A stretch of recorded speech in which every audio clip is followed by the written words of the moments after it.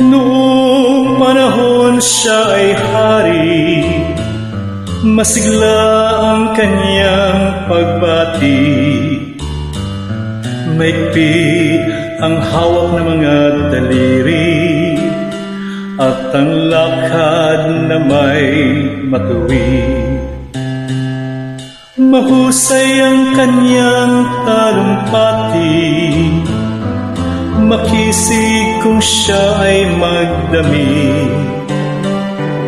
Malalim ang kanyang pag-iisip, at lahat ay sa kanya nakatitig. Ngunit ngayong siya'y pagod na, mahina na rin ang katawan.